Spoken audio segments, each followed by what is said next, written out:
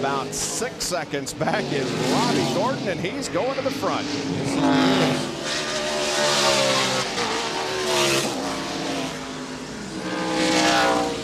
Well, they're talking about it being difficult to pass, and Robbie Gordon has come from 18th up to 4th position, so he's finding the places. He's finding, absolutely. Taking this race right now. Good battle back in the pack. Ben Kennedy, the 31 truck. That's a battle for about the 15th, 16th spot. There's Austin Hill. Remember, Austin made a late pit stop. He makes his way by the 0-2 of Tyler Young. There's Jeff Burton, also a late pit stop on our most recent caution. You know, Austin Hill is 17th right now. If he can come back and finish in the top 15, you have to consider that an outstanding day, driving that 92 in your first career opportunity. Really already had an outstanding day. Led this race for 21 laps, ran up front. A little bit different pit strategy for his guys. Doing a nice job. They are using, that is the 32 of Michael Waltrip, and he has slammed that wall. Talked about the groove moving up. He moved up abruptly into the concrete with heavy right side damage. Michael Waltrip's a really good driver running the top lane of the racetrack. I'm surprised that he got in the wall because he's really an expert at running the top line. And I believe maybe that top line really wasn't clean enough right then. We're going to go back to a replay a little bit and check it out, but I believe that he's just getting too high in the racetrack too early.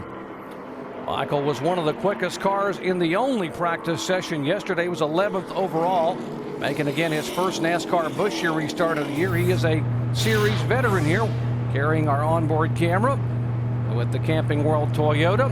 11 NASCAR Busch Series wins, but he has had his troubles here today. Boy, he's in a bad spot. Ah, that looks good. He's out of the groove at least. The car that triggered that accident ended up being uninvolved. Kyle Petty was moving way back in the field. Joe Ruttman had got underneath Kyle and broke traction, spinning up into the path of Randy LaJoie, the former NASCAR North champion, second-generation driver from Norwalk, Connecticut, finishing out the season for Cale Yarborough. And they've had trouble all week. They had to put the car back, wrecked it, I think, in practice or qualifying, and just got the car back together for the race, and all. He's having trouble already. 10 laps are complete. First caution of the day. We haven't seen much of Jeff Bodine. He had about a 6-car length lead out in front of Bill Elliott at the time of the caution. Pretty much single file the front four, so we stayed with the battle for the point race. 11 p.m. Eastern on most prime affiliates.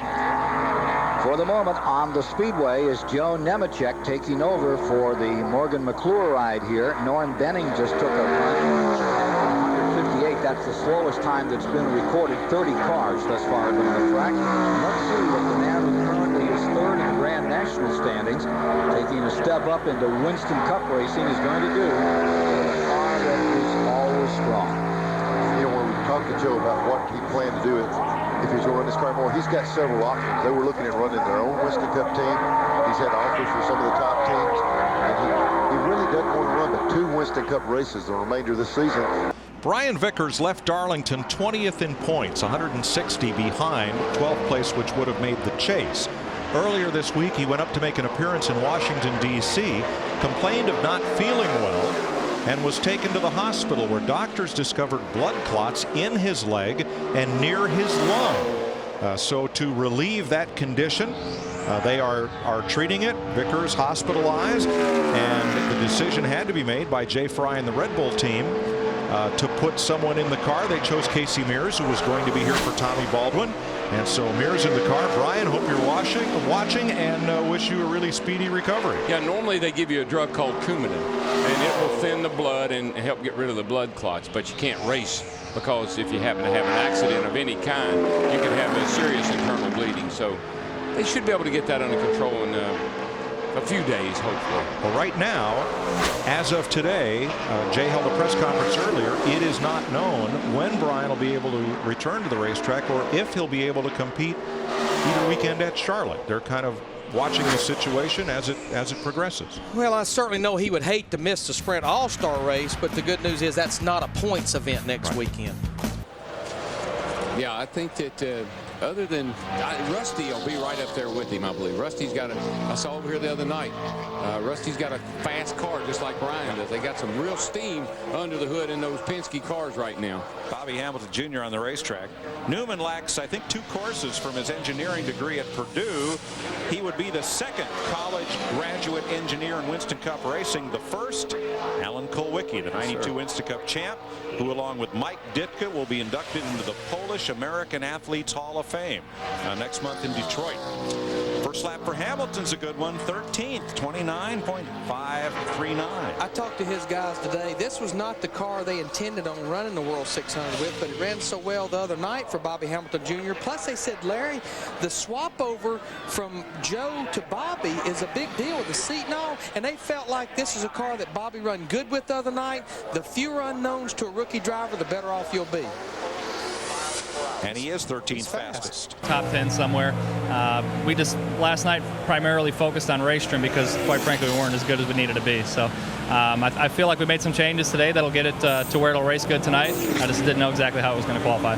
Now he held on to it and is still second on the board, guys. And as you finish up, Dave Blaney decided he felt the fact that second lap wasn't going to be any better than the first. He's third right now, so he gets out of it. You know, he scored his first ever Nationwide Series pole back here in 1998. So he's done well here in the past.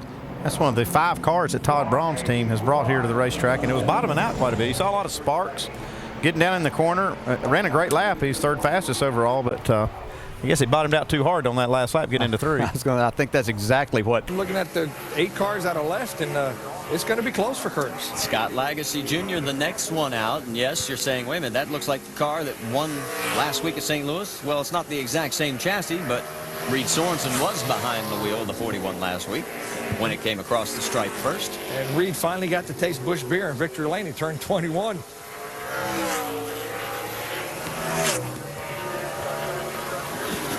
Down into 3. And again, the sun has come out, especially through turns 2 and the backstretch and into turn 3. It's still a little shady over on this side. First lap for Scott puts him in the number 14 spot.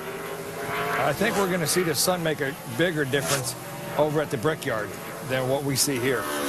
Yeah, I think you're absolutely right. And we're about 2 minutes away from sending you over to the Indianapolis Motor Speedway for qualifying there. As we said, we'll update you from here when things wrap up. Coming across the stripe, Lagasse puts it into the number 10 spot. So that means Curtis Davis is now 11th, and he's going to have to do some serious lobbying. Absolutely. 22.8 seconds, 108 and change. Also had some good runs. So the final qualifier will be Bill Elliott. He is locked into the field because he is the most recent past champion among the go-or-go-homers. This is the Redline Oil Chevrolet, usually driven by J.J. Yaley. Elliott is the track record holder at 212.8 miles an hour back in the pre-restrictor plate days, and to put that in perspective, that is 12 seconds a lap quicker than we're running today. That's almost unbelievable by today's terms. Yeah, these are pretty slow speeds for Talladega, based on just about any time we've been here through the years. Yeah, that track record on that day, the entire field qualified over 200 miles per hour. About lap 20, Bobby Allison blew an engine coming through the tri-oval, cut the left rear tire down, almost went into the grandstands, which led to the carburetor restrictor plate. Yeah, even at that time, 1987, we were inching up on. I mean, we're 212 then. Can you imagine what the cars would go without now? the draft? Yeah, that was just Bill's qualified by himself at 212 miles an hour. We'd be well over 230 by now. So the Whitney Motorsports team is locked in by virtue of Elliott being behind the wheel. He is not fast. Guys. Stanton Barrett in the 40 car has made some contact with the wall. Our first caution of the night. Right front tire is flat, and my guess is that's what caused the problem in turn 1. Stanton will try and limp that back to pit road. 5 sets of tires for the Busch Series tonight. The set they started on and 4 on the ground on pit road. These beads get hot here at BP because of the brakes and the rotors. The tire beads get hot. Sometimes that causes a problem. Let's take a look, see what happened. Top of your screen, he's already in the wall. There's a bunch of sparks. You know, Rick, when you think about Johnny Benson, of course, he's got a couple of NASCAR championships, and he's got 14 wins in this series, but they all came for driving with Bill Davis in the number 23 truck.